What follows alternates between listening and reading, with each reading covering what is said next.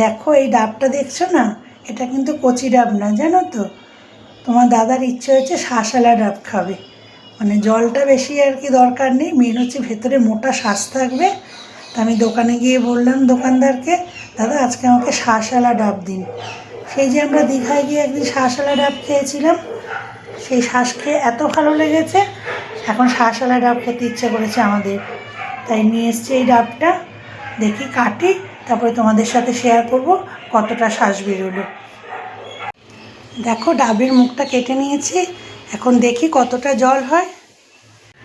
দেখো এই 1 বাটি জল বেরিয়েছে, অনেকটাই জল বেরিয়েছে। ডাবটা কেটে নিয়েছি, ডাব থেকে দেখো এরকম শাঁস বেরিয়েছে,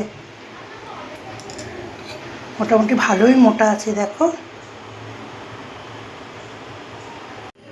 দেখো ডাবের থেকে শাঁসগুলো বের করে নিয়েছি, কতটা শাঁস হয়েছে। ডাবের শাঁস খেতে কিন্তু আমরা সবাই খুব ভালোবাসি। দেখো এখানে ভাত বসিয়ে দিয়েছি, আজকে ভাতের মধ্যে একটা মিষ্টি আলু ভাতে দিয়েছি, অর্ধেক করে দিয়েছি, 2 টুকরো আছে। মিষ্টি আলুটা আজকে মাখবো শুকনো লঙ্কা কালো জিরে তেলে ভেজে ওই দিয়ে মাখবো। আর এখানে বসিয়েছি চা। কাজকর্ম মোটামুটি সব গোছানো হয়ে গেছে, এখন লাঞ্চের জন্য বসছি। আজকে লাঞ্চের মেনুতে কি আছে দেখো, আছে কাতলা মাছ ভাজা, সাদা ভাত, সাথে কাঁচা লঙ্কা আর মাছ ভাজারই তেল নিয়ে নিয়েছি।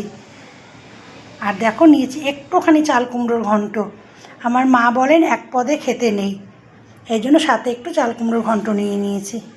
চলো লাঞ্চটা সেরে নিই।